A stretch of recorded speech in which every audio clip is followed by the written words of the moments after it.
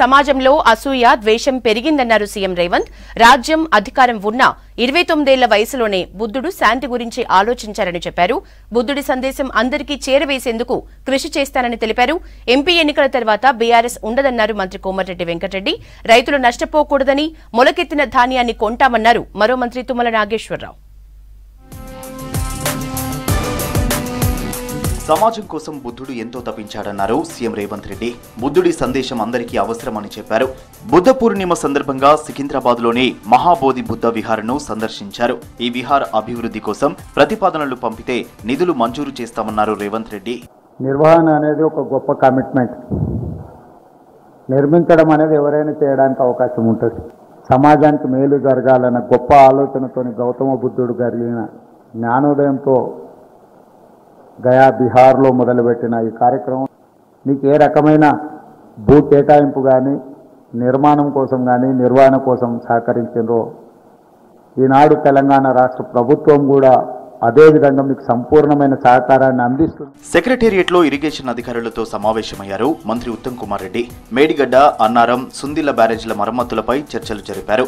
సమావేశంలో irrigation secretary Rahul Bojja, special secretary Prashant Jeevan Patil, ఈఎన్సీలు అనిల్, నాగేందర్రావు పాల్గొన్నారు. జూన్ 4 తర్వాత బీఆర్ఎస్ పార్టీ క్లోజ్ అవుతుందన్నారు మంత్రి కోమటిరెడ్డి వెంకటరెడ్డి. బీఆర్ఎస్ లో కేసీఆర్, కేటీఆర్, హరీష్ తప్ప ఒక్కరూ ఉండరన్నారు. ఎంపీ ఎన్నికల ఫలితాల తర్వాత రాష్ట్రంలో సీన్ మారుతుందన్నారు. దొడ్డు వడ్లకు బోనస్ ఇవ్వమని ఎక్కడా చెప్పలేదన్నారు మంత్రి కోమటిరెడ్డి వెంకటరెడ్డి. కేటీఆర్ గారు, హరీష్ రావు గారు నిన్న సన్నాట్ల గురించి మాట్లాడుతున్నాం. మేము చెప్పింది ఏంది, మొత్తం కూడా హాస్టళ్ళకి కానీ రేషన్ షాప్ పేదవాళ్ళకి ఇచ్చే బియ్యం ఎక్కడైనా సన్న ఓట్లకే, ధనికులే కాదు పేదవాళ్ళు కూడా క్వాలిటీ అన్నం తినాలని చెప్పి మేము ఉచితంగా ఇచ్చే హాస్టల్లో పెట్టి కానించి అన్నీ కూడా రేషన్ షాపులో, అందుకనే దానికి ఇస్తానని చెప్పినది తప్ప మేము దొడ్డు ఓట్లకి ఇస్తామని ఏమని చెప్పలే. ఒక స్టార్ట్ చేస్తున్నాం, ఒక స్టెప్, దీని తర్వాత ఇస్తాం. కాంగ్రెస్ పార్టీ రైతుల పక్షపాతి అన్నారు మంత్రి తుమ్మల నాగేశ్వరరావు. రైతులు నష్టపోకూడదని మొలకెత్తిన ధాన్యాన్ని కూడా కొనాలని కేబినెట్ నిర్ణయించిందని చెప్పారు. 15 ఆగస్టులోపు 2 లక్షల రుణమాఫీ చేసి తీరుతామన్నారు.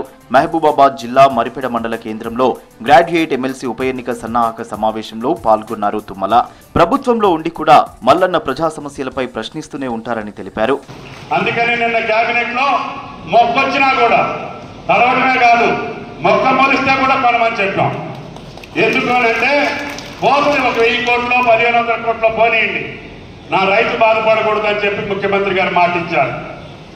అందుకనే తడిసిన ధాన్యంతో పాటు పనికి రాకపోయినా సరే కొనైనా సరే కోళ్ళకేయండి, లేకపోతే పారేయండి తప్ప రైతును బాధ పెట్టొద్దని చెప్పామని చెప్పి కూడా మీకు ఈ సందర్భంగా మనం చేస్తున్నాం. పూర్వీకుల నుంచి సంస్కృతి సాంప్రదాయాలను కాపాడుకోవాలన్నారు మంత్రి సీతక్క. ములుగు జిల్లా వెంకటాపురం మండలం రామాజంపూర్లోని ఎరుకల నాంచారమ్మను దర్శించుకుని పూజలు చేశారు. రాష్ట్ర ప్రజలు సుఖ సంతోషాలతో ఉండాలని అమ్మవారిని వేడుకున్నానని చెప్పారు. నాంచారమ్మ ఆలయ అభివృద్ధికి కృషి చేస్తానన్నారు సీతక్క.